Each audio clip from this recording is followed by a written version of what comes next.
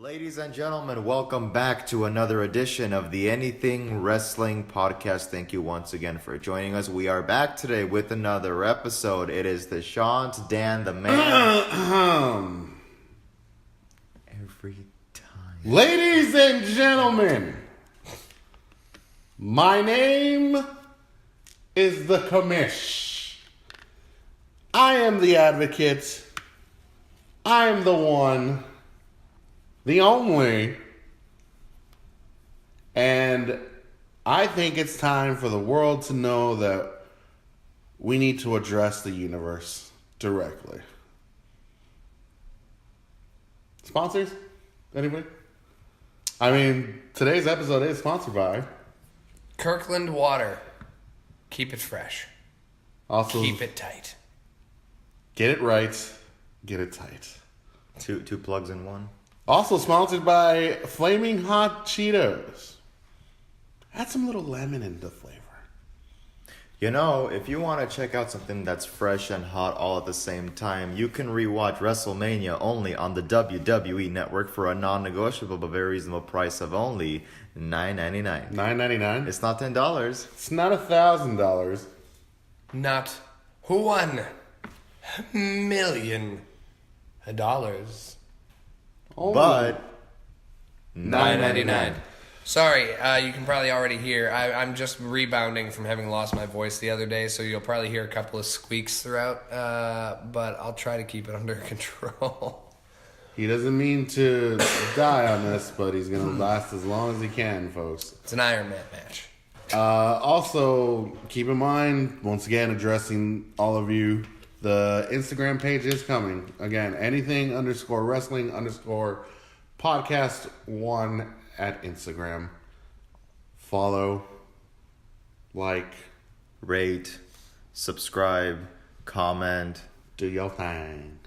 smash the follow button. What is with... This is Bray Wyatt. Oh, nice. Well, that's a creepy-ass puppet. By the way, we always either have the universe or the WWE Network or repeated episodes of Monday Night Raw or SmackDown Live playing in the background. So if you ever hear us get distracted, well, you'll know why. And you should be used to it by now. Seriously. That is true. So, anyway, guys, like the commission alluded, we are here to address the state of the WWE. There's a lot to talk about. A lot has happened in 2019, and we just felt like it would be appropriate to kind of chop it up and talk about, the first quarter of, what's been happening in the WWE or the WWE universe in 2019. A lot has happened. We've gotten some things that we've wanted, other things that probably are a little less than desired. But nonetheless, we are here to kind of air our grievances and just talk about how we feel about how things have been going. The Superstar Shakeup, WrestleMania, the Rumble, all the pay-per-views in between, all the political stuff that's going on backstage. So, with that said, what do we want to address first? I don't know. I think the easiest thing to talk about right now is the state of the roster. Yeah. Had a lot of requested releases, expiring contracts, people who go MIA all of a sudden, and they break their hand. There's a lot of stuff going on. So, I would say let's start there. Okay, so you mentioned people that, want a request out. Yes. From January to now, I think we've seen 5, if not almost double the number. Double or nothing? And, there were even rumors that, the Usos were going to maybe opt out of renewing their contract, but then they signed a new deal. But, yeah, you had... Shinsuke apparently signed a new deal, which is kind of shocking if I'm being serious. Hey, man, he wants that WWE money. Well, he's traveled. He's been in New Japan. He was at Impact at one point of his career. Now he's in Rusev Day.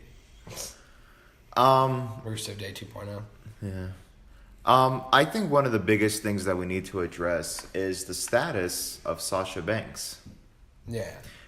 She's been making the rounds as of recent about she's unhappy, she's leaving. No, no. I'm sorry, but I'm gonna have to disagree with you on that one. Whoa! Are you shaking it up? Are you going all in on the shakeup? The Viking experience. No, you have to stay on topic. No, with her. that is on topic. They couldn't let the name last for a year. But okay, Sam. But what? You know why I have my opinion. Yeah. I want to hear you why you're feeling the way you feel about her, and I'll tell you why I feel about her. But Okay, that's fair. you brought it up first, so So I kind of brought this up, and this probably has nothing to do with it, but if you're someone who's good at keeping score of win-loss records at Mania, Sasha Banks is 0-4 at Mania. Probably not the reason why she's leaving, but it seems like one of the reasons why she's unhappy is that she gets given a title, whether that's a singles or a tag team, and the next thing you know, without proper build or time, we're taking it away from you. Honestly, I felt like her and Bayley were not even doing much with those belts when they had it. Sasha, I think, is one of the most hardest working women in the women's division, but it's just one of those things where proper credit has not been due. Like, this might sound weird, but it's kind of like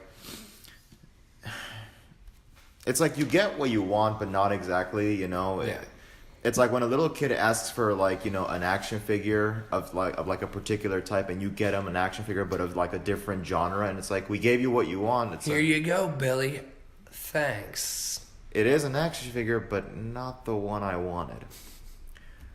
So are you saying that like she gets privileged, but yet it's still not enough? I wouldn't even say privileged. I mean, privileged is raccoon. If you think, That's beyond privilege. That's spoilage. because Sasha, it's like, here's the title. 15 days later, back on Charlotte. Now here's the thing. I understand being displeased. I've been in situations like that before where something's kind of dangled in front of your face, and you're like, great, I'm finally gonna get that big win, that success. Nope. And then it's ripped out from under you. So By someone very undeserving. And so I get it. But on the flip side, you are in a storytelling and essentially you're in an ongoing movie. And when the script changes, you're still getting paid. It's not like by losing the title she now forfeits her entire paycheck. But I also get it because, from my understanding, when you're a champion, they give you a bonus because they then expect you to do other shit. Well, it's because at one point with that belt around you or on you, you're now a prominent face on posters. Yes. Your schedule now changes to the accommodation of the company that you represent. Yes. You make appearances regardless of what you were already doing. And you have to show effort in that. Now, I'm not saying that she didn't, but you're given opportunity. If you don't like how the script changes, you gotta suck it up. You signed up for this. I'm not saying she's undeserving. My problem with her, I don't know if you were done yet. Because I don't want to start like rambling in on this. No, it's fine. But I mean, my one last point was that Sasha, to me, was never one of those people who showed up just because of the paycheck. Yeah. She was always one of those people where if the women's revolution was actually going through a change, or if, like there was the first Hell in a Cell or the first Iron Woman match or whatever, she was genuinely happy because it showed hope and progress. She was not Brock Lesnar where, just pay me and I'll show up. I want to make one comment off of that real quick. That's not what I'm suggesting. I'm not saying, well, she's getting paid. Why she? I'm saying it's not like losing the match goes hand in hand with not being paid, because then that's a double slap in the face. Yeah. You're there to be paid to do a job. Yeah. And the job was to lose the titles to the Iconics. The issue with this, in my eyes, and I think we're all kind of looking at it from different shades, is the fact that she threw a temper tantrum. Her and Bayley threw a temper tantrum. Oh, so Bayley also threw. She was annoyed with it as well. It seemed like the report had come out first that it was only Sasha. Yeah. And that it was a tumultuous week of ups and downs with the decision of the changing of the belts, that she wasn't okay with it. She was trying to cope with it. She was trying to play along. Now she's upset. Now she's pissed off. She didn't know how to feel that whole week. Before Mania, prior to Mania, after Mania, blah, blah, blah, hibbity, hibbity, hobbity. And then they want to throw in now, oh, it's not just her. Bailey is also upset. Yibbity, yibbity, hibbity, hobbity, bibbity, bobbity, boo. Well, I read don't know where I went somewhere with that they were supposed to win, and then Sasha did an interview where she apparently buried Vince McMahon, and that's where Vince was like, "Oh, okay, that's how you want to play. Iconics are gonna win, and they're gonna take the titles off of you." But was that interview before Mania? Right before Mania. Okay, so then you see all her antics after it. Yeah. Oh, I'm gonna start following Vince McMahon in the WWE on Twitter. Huh. Well, how do you feel? Because I know you're not the biggest advocate of Sasha. No, I am not. Everyone clearly knows that I'm on. Oh, God, I hate this. That I'm gonna say this. I'm on Corey Graves' side about this. Is it Baron Corbin hate that you have for her? No. Okay. No. So that's a different level. Because I can still respect her because she's still a competitor and an athlete that wants to be there. Yeah. She does. Yeah.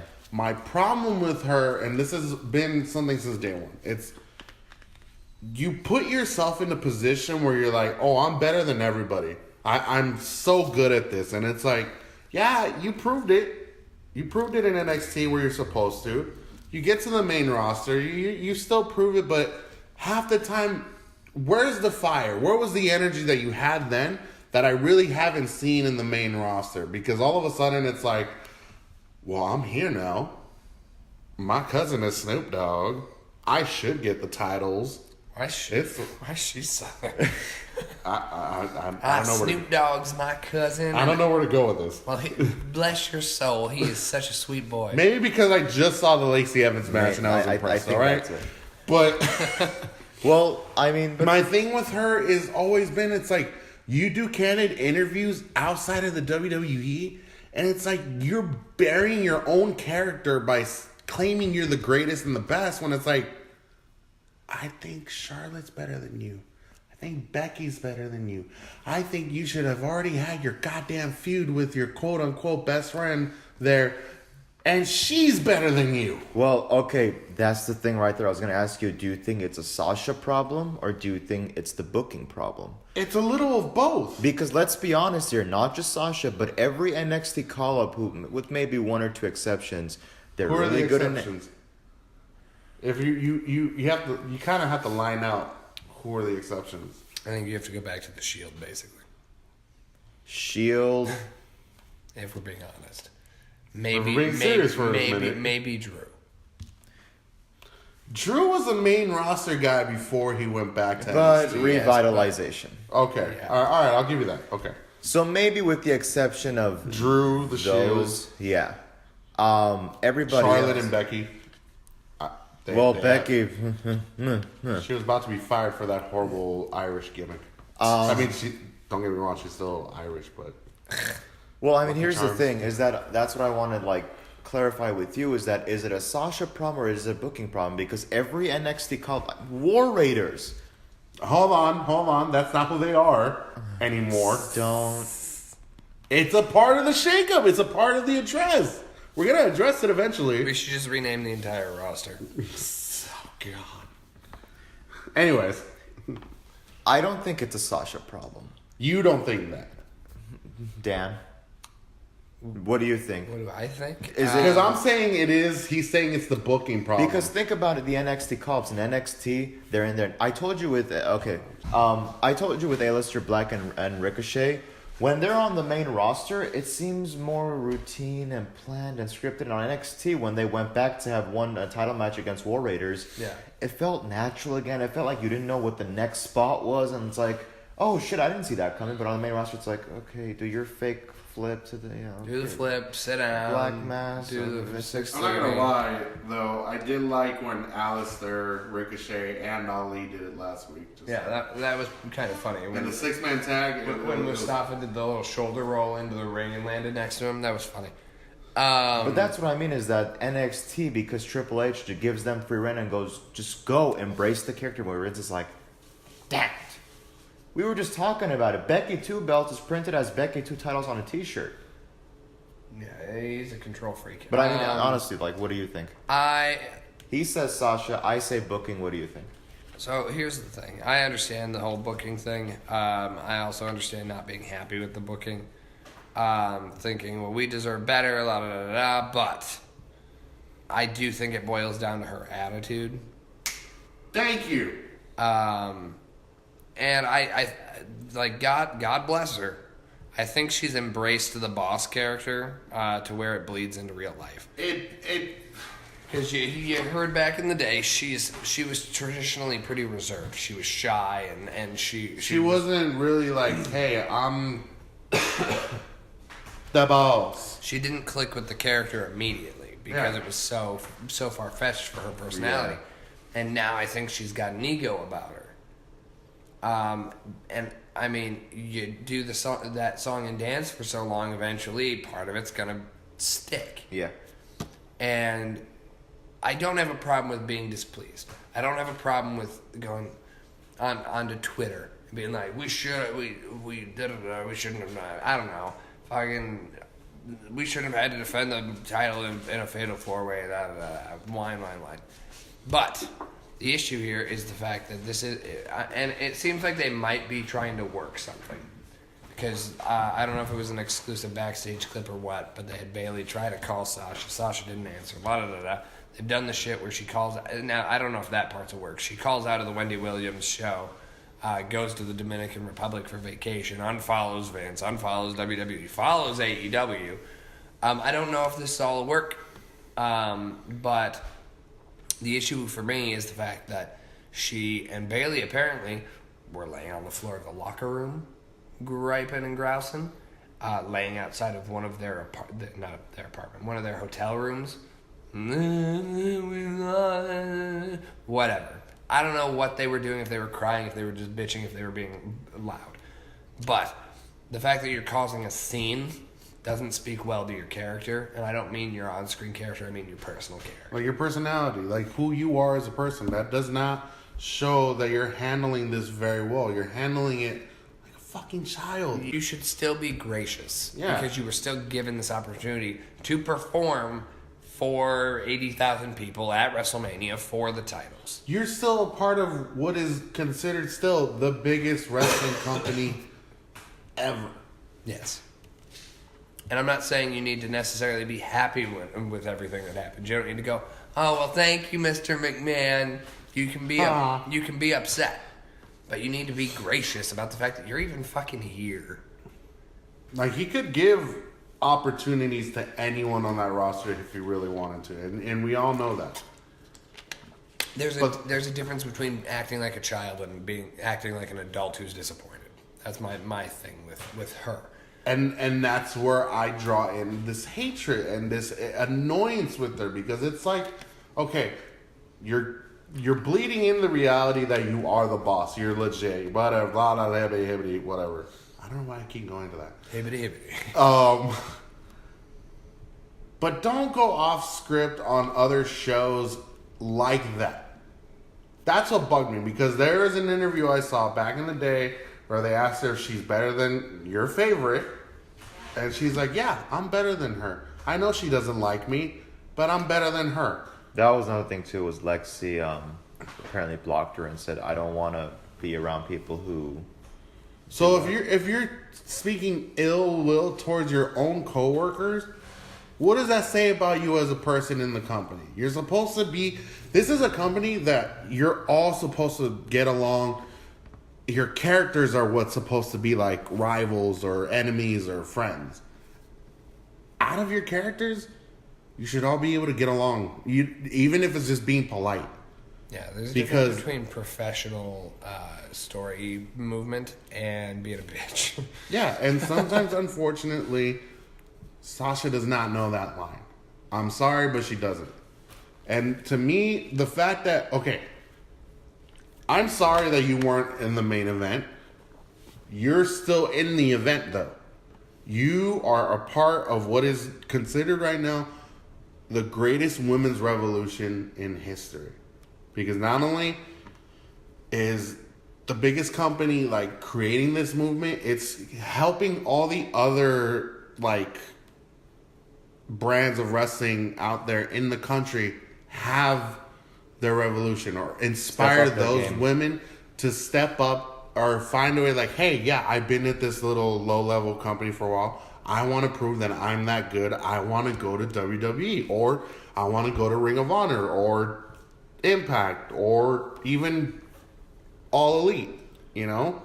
My problem is when you're a part of the biggest company, the number one company for the last God knows how long now, and you're throwing a temper tantrum over something so pretentious, you need to shut the hell up. I'm sorry, but you got to get over it. You're going to get... I'm sorry you're 0-4, but you're going to get opportunities to rectify that. Shawn Michaels was freaking 0-something for WrestleMania for a good while. Bret Hart was like that as well. Everybody starts out at one point in the first 5 to 7 years of their career, either good, great, or good, decent. Her, from what I've seen, great. Never a great moment. She's always had them.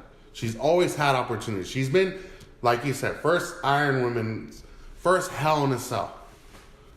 The fact that 20 years from now, people are going to say, oh, she was a part of that. She did that first. Is that not enough for you? Is that really not enough for you? No. I want a main event wrestling. Okay, do it next year. Do it the year after. Prove your wants. You want to revolutionize, especially for being African American on top of that? Do your job. Work harder. Show Vince you want it that bad. And if you're not happy and you want to leave, that's fine. But like I said, don't cause a scene. Be a professional about it. Ride out with some dignity. Well, I mean, it's okay to. I mean, we can agree to disagree at this point. Yeah, that's fine. No, we were just saying our piece. That's where I No, absolutely. But I mean, I do agree. Her demeanor is not the best in the world. But You mean like Shane McMahon? my whole thing is that, you know, they say like no one understands the life on the road. No one understands the life of being a WWE superstar. It's hotels, it's appearances, it's, you know, day in, day out, no off season. Frustration builds up, anger builds up. And honestly, some people, doesn't matter if you're 20, 30, 40, 50, some people just don't know how to handle it. Yeah. I take it as maybe Sasha is one of those people where when shit hits the fan, she doesn't know how to handle it, so she needs an outlet. Social media, appearances, what have you. She's a millennial. I will just say this. You can be given an opportunity, but once it gets yanked away from you, or where time after time you're booked to lose or look weak or win one match, lose 4, or have one good storyline and then have like 3 bad, It's gonna get to you, is what you're saying? it's gonna bring down the character and the person, if that makes sense. I just feel like, yes, while some of it is gonna have to do with just how she is as a person, another part of it is just the booking decision. Yeah. The fact that the Sasha and Bayley feud was supposed to start last year's Royal Rumble. We just passed WrestleMania this year, and still nothing. Like, Charlotte and Becky has been beat to death, while Sasha and Bayley, it's like teaser, teaser, teaser. So, I mean, I don't know. Like, the way she's also been booked, like, first she came in with, what was it, Team Bad, which was... and You know who else was in Team Bad? Go ahead. Tamina. Who? You know, Exactly. You know. No. That's we call her. I was person. I was trying to make some sort of a joke and I couldn't come up with anything. So, yeah, I mean, those are just my sentiments, but... Which is fine. Again, we're here to agree, disagree, disagree. The point is, you wanted to address this as part of one of the biggest issues happening right now. Now, is there another issue pressing to one of you guys that's making you feel like, why now? Why in this first 4 months is this Yes, happening? it just happened last night. The Stephanie and Shane segment at the beginning of the show. Yeah, at the No, beginning. because you know what I thought of? You mean in the beginning of the show? At the very beginning of the show, because I thought back to the December episode of Raw where it's new talent, it's a new It's a new day. yeah, the audience is the authority. We're no longer the authority, and it's like you're coming in again as heels and taking up the first 15 minutes of the program just by doing the same old McMahon opening up the show shtick. What happened to new faces? What happened to new opportunities? Was that just? I feel like that was like a Smoke, 3-week smoke and experience. Yeah, like all the way until New Year's, and it's like, okay, now we'll go back to what we were doing. We gave everybody a spark. Now that they're happy, let's go back to what we were Now doing. they can shut the fuck up and we Yeah. can get back to business. Yeah, Okay. With Stephanie, it's always gonna be like that because honestly, she doesn't know how to freaking really like control herself when it comes to her characters. yeah, but when does it come to a point where you say, okay, we've been doing this for 15 years, instead of going out there for 15 minutes and wasting everybody's She's time? Daddy's little girl. Let's She's give always- it. She's the $1 billion princess. Okay, did you even hear how she introduced her brother? It sounded just like Vince. No. I literally that was a troll to CM Punk. I know, but that was still a Vince-like move. That shows, and even in her, she can't do something original herself sometimes. Because honestly, it bugs me when she does like her whole switcheroo of like, I'm a face, I'm a heel, I'm a face, I'm a heel, I'm gonna slap you, slap you, slap you, I'm disrespectful, I don't give a fuck about anybody. That's how she's always been. And my problem last night with that promo, or that whole spiel, or whatever segment you want to call it, I got so annoyed up until The Miz came out. Yeah. That's the only thing that saved it. And even then, it wasn't enough. Because it's like, now you two are just being annoying trolls again, like you were back in the 90s and the 2000s. You're being like the kids you were. You're not grown up. You wonder why your father hasn't left. You wonder why. I sometimes think Hunter gets more control than his own kids. That's just me saying it. I could be wrong. But it's like, you two act the same. Your character hasn't even evolved from way back then. And do you see, that's my problem, is that in December you come out and you go, there, we're changing things up, we understand the product sucks or whatever, and it's like, okay, but now you're back to the same old thing. You open up the show in character as heels, and you knock the audience, you knock the talent. So what exactly changed again?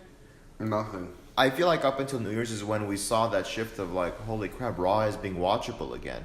And then it slowly like got watered down again to, oh, we're back to this. It's still watchable, but not as like what it was in the beginning of the year. Because honestly, I felt at the beginning, like, oh, okay, the show's actually improving. It's kind of like SmackDown. But as time progressed,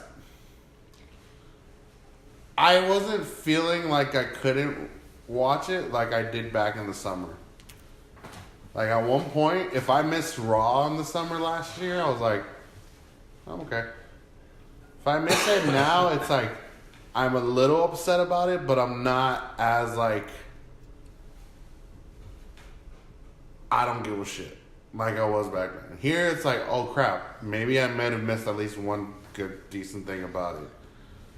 But I get where you're coming from. Like, how do you feel about Shane and Steph right now? With what they did last night.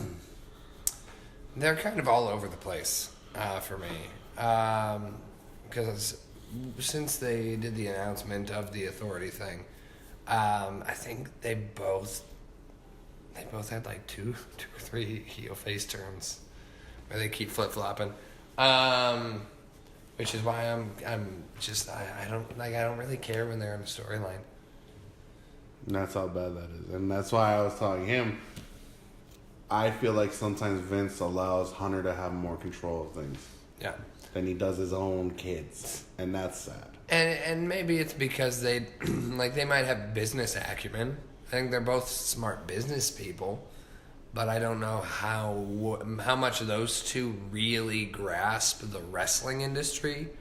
So I feel like Paul probably has a better grasp of that, and that's why they give him more focus. I think what it is just because it's like, okay, if you look at Stephanie, she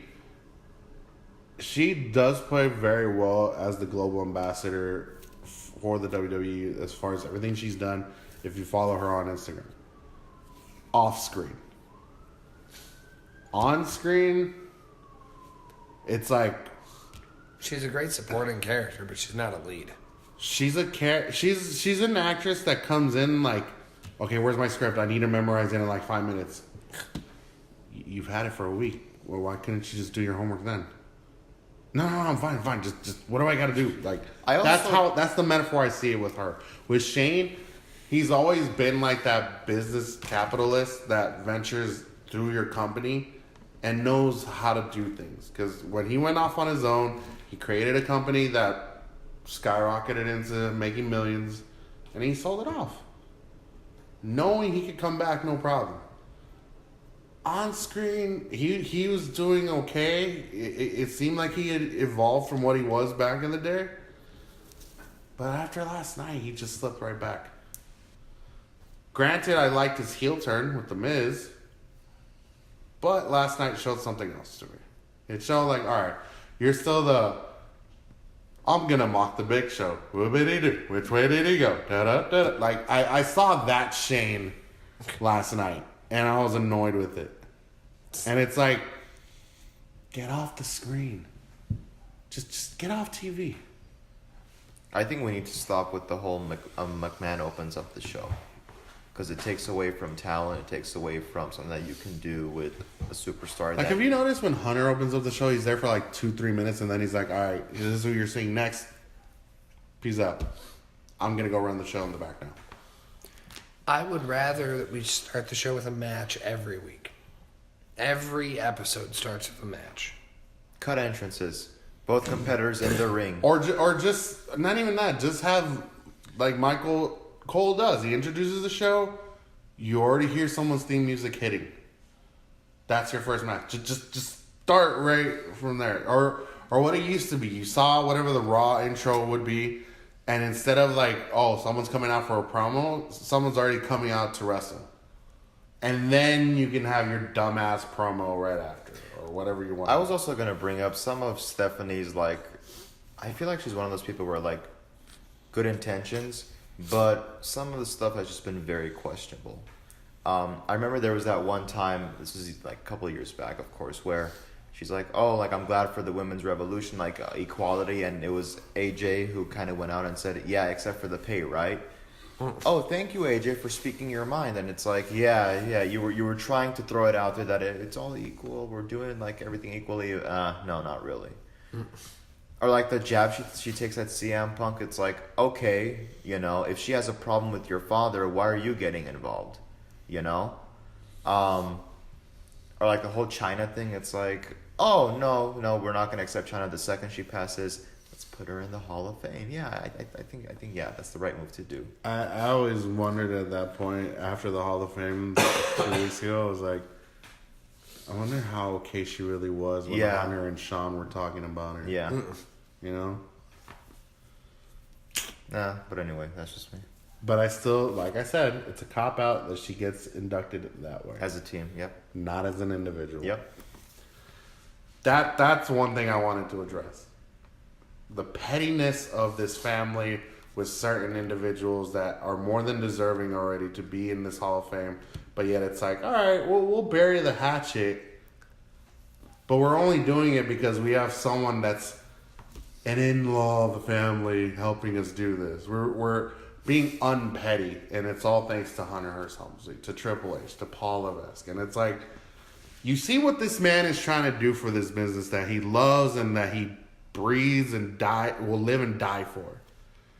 It's like you have someone who cares about it so much, but yet he's a part of the most vindictive, self-righteous family ever. And I hate to talk about the McMahons like this because obviously they bring us what we're here for. They bring us here to discuss everything they do, what we love about the sport and all this shit, but yet it's like, you guys are so spiteful to people. yes, they may have tried to sue you because you didn't take care of them after their career, or your wellness policies weren't there. But it's like, you guys have got to let go of some of your hatreds for some people. You've got to really stop being so ego controlling of things. And Brat and the Ultimate Warrior and China and all those. yeah, and it sucks because it's like your fans love all those characters that your family gave us, but yet, if they had done something to spite you, you're gonna bury them as deep into the ground as you can. And then eventually, when you have someone like Hunter coming in, like, hey, you gotta let that go. You will bring back these fans if you just do this one thing. Trust me. And they're like, nah, okay, fine, nah. You know? Like, honestly, seeing Brett back in 2012, I was like, I thought that would have never happened. I would have never thought Bret Hart would come back to the WWE. I would have never thought the Ultimate Warrior would have come back. I think they still have a slight against Macho Man. Yeah. Well, because of the whole Stephanie him thing. Yeah. The one person that I want to bring up, who thankfully is not dead, is Chris Jericho, who signed with AEW, and they take him off the signature of the show. Not only that, but it's like, he can't even interview people. Yeah, he wanted to interview WWE. people right before WrestleMania. They're like, no. And it's like, it's one of those things where it's like, okay, but don't forget the fact that this man has broken his back for your company for years. And he didn't leave on a bad merit. He just made a decision of, hey, you know what? Okay, things for me maybe got a little stale here. I want to go and spice things up in AEW. What's wrong with that? Yeah. You know? And he's always been the guy that when he goes somewhere else, he's still thankful to where he came from. He's still an advocate for your product, but yet now that he's with someone who looks like a threat, is coming in as a threat, I can't associate myself with you anymore. That would be like working at a company with your friend, your best friend, and he goes, you know what? I've worked here 8 years. I just want to try something new. And he goes to some other similar-ish company into a different role. And then you're like, well, now we can't be friends. You know how petty that sounds? I don't like you anymore because you work for a different kind. Shut up. Well, like you're gonna punish your friend, somebody who's been there for you, just because they wanted a different life experience. my favorite is trying to cover up all like the accolades. So, for example, when Demolition had the longest title reign, the New Day comes and beats them and surpasses them. Yeah. When AJ Lee had a title reign, Nikki Bella comes in and surpasses that. God. And I think Brock Lesnar was indirectly a response to CM Punk, even though it's not the same championship. Yeah. Longest reigning Universal Champion. So it's like, so that's what you do. You take accolades away. Just because so-and-so thinks differently now? How they've even done that to Hogan. And how many times has he been welcomed back? Can we address that?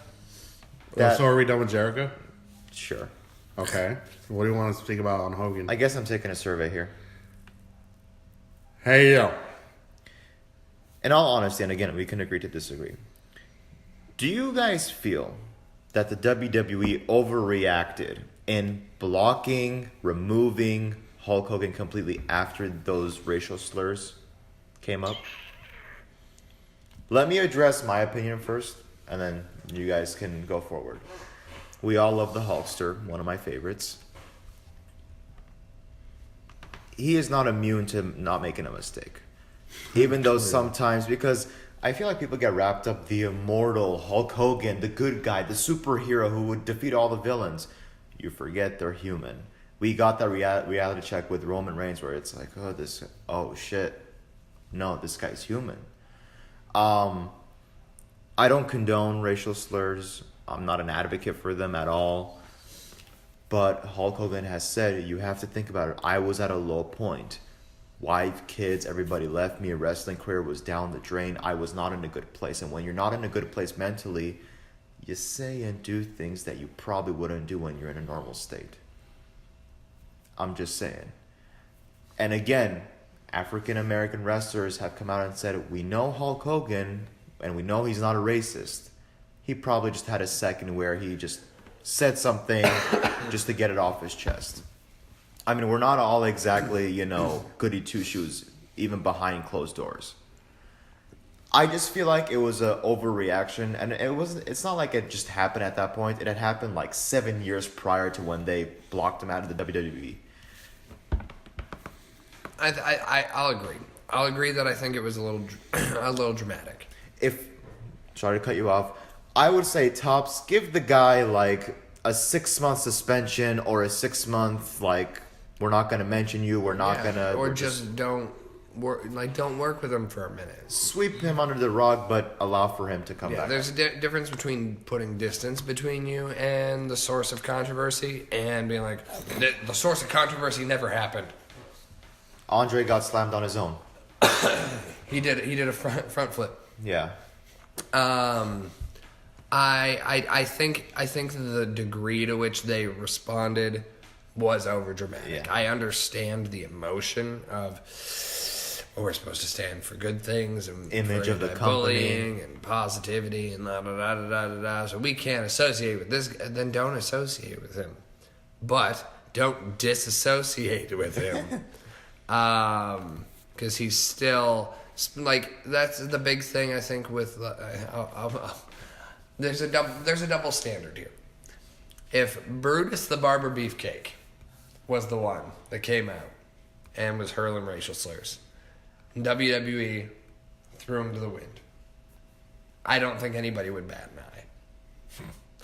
But because it's Hulk Hogan, who is one of the main driving forces for the success of your company since the 1970s, you can't reasonably do that. Like we've seen with Stevie Richards. One dude, never at that level of superstardom, you can erase him and it doesn't ruin everything. But you lose like an entire era. And the dots on the WWE network.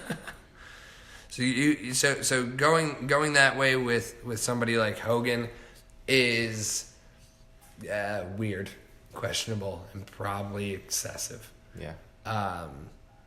So yes, I think they were overdramatic in that decision. Kamish? I think you guys said it. My thing is, it's just like, he's human.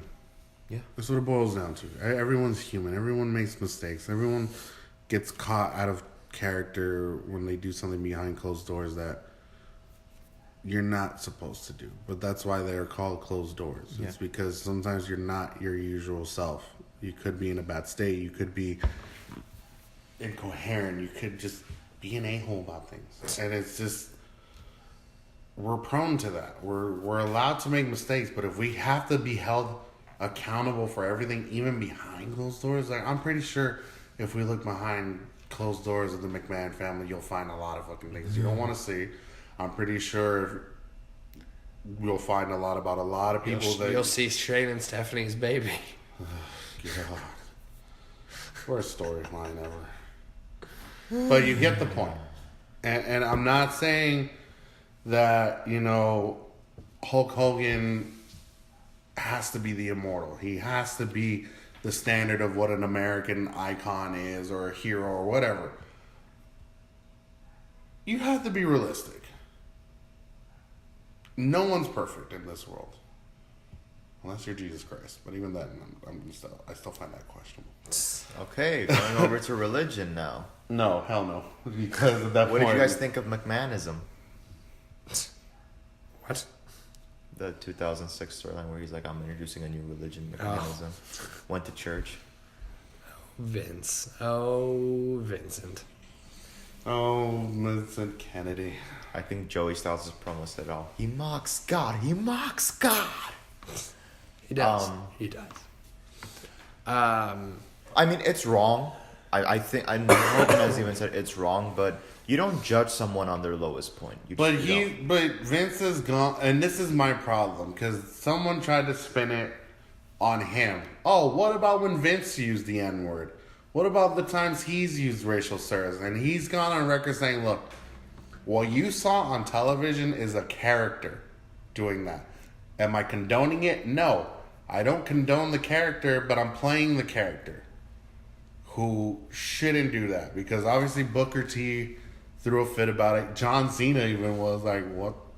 I don't think we should do this." Yeah, but they know.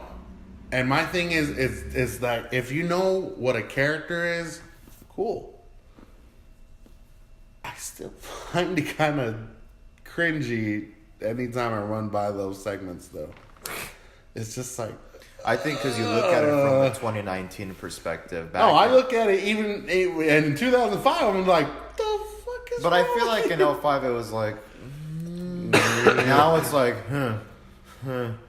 You can't do that. You can't. But yeah, no. There's a certain degree of criticism. Hypocrisy. Jesus H Christ. We can't talk today. Of hypocrisy to even justify that. Well, it was a character. Yeah, but you said it. And now you're holding somebody else accountable for saying it. Chill your roll. You don't let he who is without sin cast the first stone. Sorry, Vince.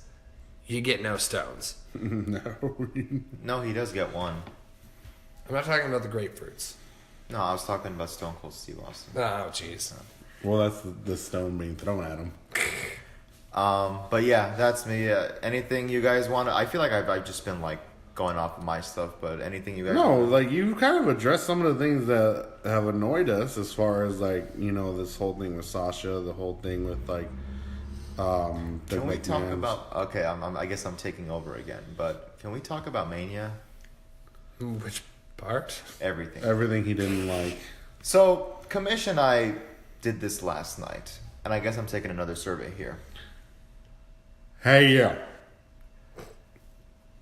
Out of the 16 matches, Yeah.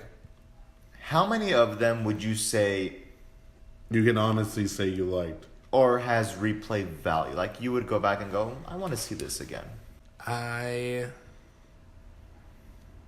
would probably say 4. Wow, that's Okay. one more than me. So, he's right in the middle of the both of us. Well, no, he's at 25%. Yeah, so about a quarter of the card, I think, is bearable to the degree where I would be willing to watch the match again if somebody was like, hey, can we watch that match? So, what you're saying is 33% of the show Oh, God, no. you would watch again. Sure. Do you know the bit? No, I don't know this band. Thanks, Scott Steiner. Oh, I thought he knew. Oh, no, it clicked on him as soon as I said Scott Steiner, though. Scott. Does anyone know how it really goes? Like word for word without having to play the funny thing audio? is how in depth it gets as the interview goes on. I was never good in math, so I'm not gonna. Neither was Scott Steiner. Okay. And I have half the brain that you do. By taking a 33 and a third % chance, then you divide it by 25% to get 8 and a quarter. What? Literally what? That's a beautiful mind bullshit. You know, if you flip the number 8, it's still number 8. What? I think that should just be the name of the episode. As much If as you flip 8, it's still 8. As much as I want to take credit for that, that was a Dean Ambrose bit back in the Royal Rumble a couple of years ago. Yeah, I think the best way that I can describe it is for every good match, there was an equal disappointment that either preceded it or followed it afterwards. Well, okay, wait. So let me ask you this. You said 4 of them. Yeah. Which 4? I would probably be okay watching AJ and Randy again. That's not even on ours. Just make sure that when you watch it at your home, turn off the lights. The Fatal 4-Way Tag match was okay. Yes, it's up there. Shane and Miz was pretty good. I forgot about that one. Kofi and Bryan. I think that is that 4? Because You said AJ, Randy, Tag team. Fatal 4-Way. Randy and... No. I think I said 4. AJ and Randy, like I had said, it was a decent match, but it wasn't like mind blowing. So I might be able to watch that again. And then I'd probably still watch the women's match again, Wow. even though I hate the ending. I might shut it off before the end of the match. Just be like, and, oh, the power went out. Oh, damn. Well, you know what? Becky probably taps Ronda. It's fine. It would be funny if they go back and just like cut it right before the pinfall and just jump to the victory scene. I reject your reality and substitute my own WWE. What were your choices again? The tag team, Seth and Which Brock, tag team? You have to specify. the Aleister Black, Ricochet, Okay. yeah. So Kurt Hawkins and Zack Ryder, obviously. That could have been a great storyline, but you threw it away. The tag team, Seth and Brock, Daniel and Kofi, Triple H and Batista. What was my last one? Yeah, that one. Fatal 4-Way, where it was Beth and Natalia, The Divas of Doom. Sasha and Bailey, Nia and The Rock and Block connection. yeah, and the Iconics. How did you run into that? Because I don't usually sit here. We shook up the seating arrangement. WWE is not the only ones who are shaking things up. Ah.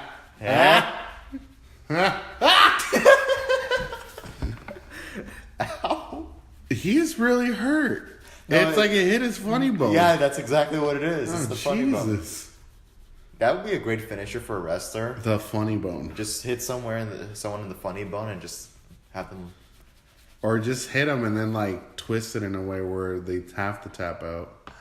Like Raccoon? Okay. So you wanted to address WrestleMania because you found it like it never happened for I you. told you, I feel like Sunday night, like the Sunday of WrestleMania, Raccoon was champion.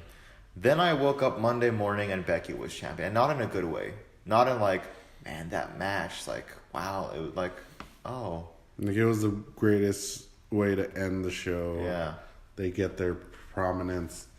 No, you were like, oh yeah, it happened. Yeah. Right? I guess it happened. Maybe. Why did it happen? That's how you felt. Yeah. My thing is, and if you guys want to like throw this at me in any way, feel free. I'm not afraid of your opinions. I will feel very judged though. I just felt like it's kind of like you woke up to a text message of it saying that it happened, and Yeah. you're just like, but I saw it. Why does it not feel like it ever really happened? Right. So let me tell you, I told you I only have 3. Let me tell you something, brother. Wow. I thought we were done with Hogan. Let me get my 3 out. These are the only 3 I can rewatch, and he was surprised at one of them. Obviously, Kofi and Daniel. Mm-hmm. I told him Roman and Drew I was surprised by that. Yeah. because of the story that I can tell, and because of how I felt like Roman was still fighting his way back. Yeah. And I think my 3rd one, what did I say? What did I tell you last night? Triple H and Yeah. Batista. Those are the only 3 out of 16 I can watch. It seems like all the other 13 matches, it's like I could literally be like, okay, don't need to see it, don't need to see it. Need to see it just because I called it that they were going to win. Oh, God. What the fuck? That's Everyone's left. Everyone knows what the WTF one is, and it's the main event because what was supposed to be the greatest thing in the revolution of the women? Evolution. That's it. That's how we're doing this. What just happened? You know? I mean, Dan and I were watching along with 2 of our friends, and literally, like, once WrestleMania is over, everybody is kind of catching their breath, you know, because it's been a long show with all the excitement and jeers and boos. Literally, after it was done, everyone is just sitting in silence and going, What did we just see? Okay. What just happened? Is this real life or is this just fantasy? Can Caught in a landslide, no escape from reality. Who's he referring to now? I'm trying to remember it. What the hell is wrong with you? Bohemian Rhapsody. Again, what the hell is wrong with you? I can't play music around him, guys. I really can't. What was the worst WrestleMania ending, in your opinion? I'll tell you one of them. 2000. 35 is right up there with it. 32. Yeah. 32 is up there as well. I think 35 is a victim of circumstance. But what did I say a few weeks back? Every match could be 10 for 10, and the main event could suck and ruin it all. Yep. Yeah. But it wasn't even that ruined it all. Some of the matches were Yeah. 1 out of 10. So it's like, where do we go from here? The show after is supposed to be the beginning of the new quote unquote wrestling year. By the way, Raw and SmackDown after Mania sucked. I told you guys, I think to date the best one was in 2013. Sorry for all the negativity, guys. It's the state of the WWE. I'm being serious for a minute, or 30. No, there's a lot of meh things that have been going on. I understand. And it happened in the span of 4 months. The only thing that I could say they nailed, even though I disagreed with at first, was the Kofi storyline. Yeah. Mm-hmm. Like I was telling Kamish, the Becky's storyline got botched really bad. It's because it should have been Becky and Ronda Thank you. ending in a submission. Oh, we gotta address that. We gotta address... No, not that. That. You wanna tell Empress me of what- Tomorrow? Oh. Oh. Okay, go. I don't even know like where to begin. Speaking of Asuka. You had this wonderful, aggressive, quirky Asuka woman Yeah. come into NXT. Yeah. Who said Japanese woman? Light it up. Let's light it up. She lights it up down in NXT, and then she comes up to the main roster, and she wins the Women's Royal Rumble, and then she goes and she loses to Charlotte, and then she just fucking gets put back in the toy box and forgotten about. Teriyaki jokes. There was one promo with her and Naomi that I thought was funny, but that's not the point because I love Asuka, and so I'll love her regardless of what she does. Unconditionally. Yes, I love Asuka unconditionally. Okay. Um, You have a thing for like every other race of woman except American girls. I just realized that. By the way. nah. Anyway, huh? Becky's Irish. I understand. She's not American. That's what he's getting at. Becky, Asuka. Paige. Well, Anyway, that's his girl. point is, It's not by choice. I appreciate her. on And the same page. so the point here is I love Asuka unconditionally, so I will never look at her and go, oh, what the hell are you doing? I'll always look at it as WWE's screwing it up because she loses to Charlotte, which I don't think should have happened anyway. And You then lost to her twice. Let's Well, throw it out there. Well, hang on. Would you be okay with her losing the first time if it if came she back beat- around? Yeah. I think it should. I stand by the fact that WrestleMania should have been Asuka and Charlotte for the title and Becky and Ronda. Yes. Should not have been Becky and Charlotte and Ronda. Because Asuka and Charlotte had a pre-built story. Becky and Ronda had a pre-built story. And those would have been 2 solid matches. You could have done those instead of, I don't even, what the hell's on this stupid card? Because there's, I guarantee you, I can tell you a match that didn't need to happen. Because I love seeing Becky with both belts, but it's like, did you really need both belts? Is she Becky 2 belts or Becky 2 title? Which one is it? You gotta tell us. It's tough because you want to have all the titles defended. That's the problem. Well, because you're also taking opportunity away from SmackDown. Yeah. I mean, She's a traveling honestly, champion. you probably could have dropped Roman and Drew, or repurposed them into something else. But Are you speaking like Drew? I would. But Baron and Kurt is really the match that I would like. That's another one. That's the match that I'd really like to take off the card. I don't want to take Kurt's retirement match away from him, but I would take that away. I would take Rey Mysterio versus Joe away. I would take away fucking one of the okay, tag that was members. good.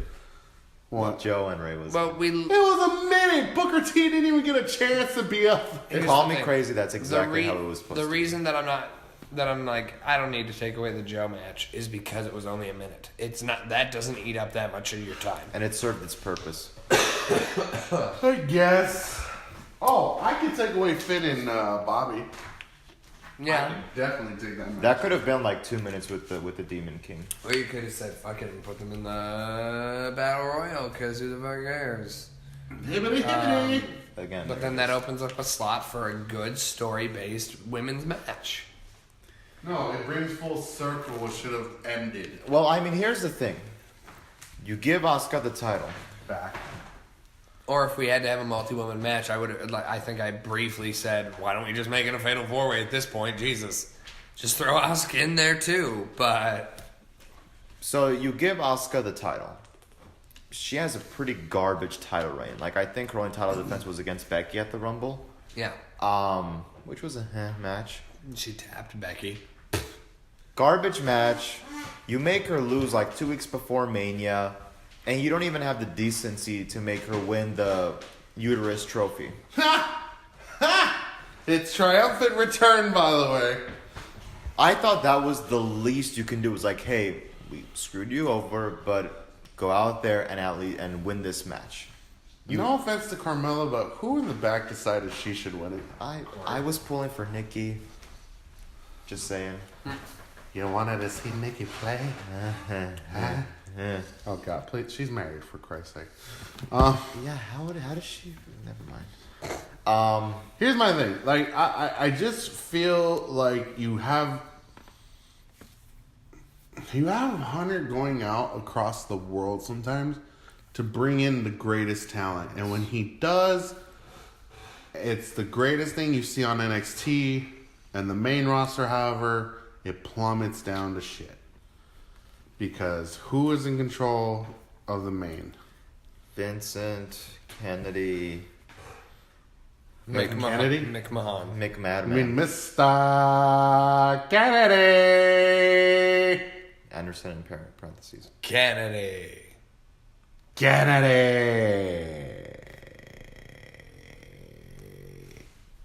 Anyway. McMahon.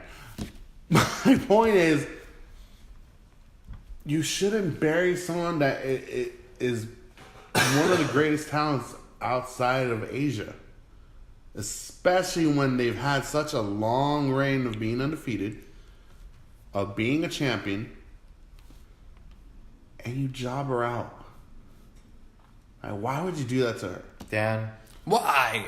Why would you do that to Asuka? Thank you. okay, with that, let's talk about Kurt Angle versus Baron Corbin. Can I just say, out of all morons, it had to be him. Dan, do you have someone who you hate with that immense amount of hatred, like me for Raccoon, him for Jesus. Corbin? There's such a hatred. Naya. Wow. Whoa. Even with the fact that she tore both her ACLs? Yes. Oh, I mean, I Jesus. wouldn't wish it on her. Like, it's not like I'm like, I hate her so much, I hope she tears both the tendons in her knees. By the way, breaking news, she both tore both tendons in their knees. Are you following Triple H? Never mind. But I just don't like her. Is it because she Was it punched her girl in before the face? before the face breaker? Did you hate her I like thought she was bland and boring. I didn't care about Naya. I And didn't then care when she- about her when she was with Bliss. I didn't care about her when she was by herself. She's not good. Very well. Baron and Kurt. Just so we're clear, I just shrugged. That was pretty much all I said. She's not good, That was the end of my argument. Well, neither is Raccoon, so. Let's just say before the match itself, who was in the building? So there was an Instagram picture of Kurt Angle and John Cena in full gear as the Doctor of Thugonomics. Talking to each other. They were right there. You took John out of his busy Hollywood schedule. He's right there in full gimmick. And you still went with Corbin. And I think the face slapper of the night is having John Cena come out to that segment. And the very next match is Corbin versus Kurt. Yeah. Yeah, they do questionable things. Questionable things. Well, you really want me to get it out then? All right. Yeah. I was trying to cue something up real quick, but His theme song? Why do you gotta ruin things? Like, why do you have to ruin such things when I'm trying to prepare? Dan. I'm just saying, like, he was right there! For the love of God! So, you think you're untouchable? The man was there at the event. So was almost our copyright strike. That's why I lowered the volume. And less than 30 seconds. If you play less than 30 seconds of anything, you can legally get away Did with it. someone just say 30 seconds? No, they said 3 minutes. Anyways. He was right there. I was not even cheering for him last year. I was annoyed that he was in his jorts, acting like an idiot with the fans. And This Undertaker year? kicked his ass in 2 minutes. This year, however, Did somebody say 2 minutes? this year, it's kind of odd that I wanted to see him there. I wanted him to show up to just... Even if he won. He could have AA'd. I'm sorry, F-U'd. No. Hold on. He could have done the attitude adjustment to Baron, kicked him or thrown him out of the ring, and then just across Kurt Angle's face. And just told him, I'm here to finish what we started 16, 17 years ago. Quick question, wouldn't Kurt slap him this time around? No, but it would kind of be like a mockery of it again. If Angle would have blocked it and then smacked him, it would have been even better. Ooh, that would have been great. But the man was there. The match could have been 3 minutes. Did someone say 3 minutes? HLA. I was. Or it could have been 5 minutes. Like the rap that he did on Elias. You could have done it on Kurt. Have him rap right before the match. Go back to like 2003 is what I'm talking about. Have him rap before the match. Have him win the match. That's it. Or you could have him rap on Baron. Like, they come out and you hear the music hits and you're like, what? He comes out, he raps on Baron, knocks him out of the ring, or Baron tries to hit him, la da da da. But either way, you leave John and Kurt standing alone. Yeah. And that's where you could potentially have your moment. Looks like you don't have an opponent. Oh. Yeah. So. and when in any of that would you have seen John Cena be like, I'm following the rules? No. He basically would have done exactly what he rapped about against Elias, that you're going to see him turn heel. Disregard McMahon's rules. I'm going to wrestle Kurt Angle. Not this waste of talent that's still on this roster. Which, by the way, why the hell does he have a job still? Damn. Why do you still have a job? It's getting better. Yeah, it is, actually. It's a cleanse. I mean, Vince does it all the time. But Can you do a Mr. McMahon impression? No. I think we would just make it worse. We will immediately backtrack. Make it worse, damn it. This chair's pissing me off.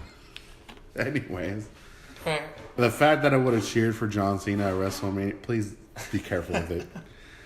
The fact that I would have cheered for John Cena would have really questioned a lot of things about me, but it would have been perfect, especially for what time of the year it was. Mr. Perfect. I guess that's the end of days. Don't slam the table. Why? Why He had are to you slamming the table? Because he mentioned his move. He mentioned him. I was referring to the theme song, which I actually like, because he brings the darkness. Unlike Bray Wyatt, who brings Puppet Abigail. I didn't even see that. Sister segment, to be Abigail. entirely honest, but that puppet was creepy as shit. Yeah.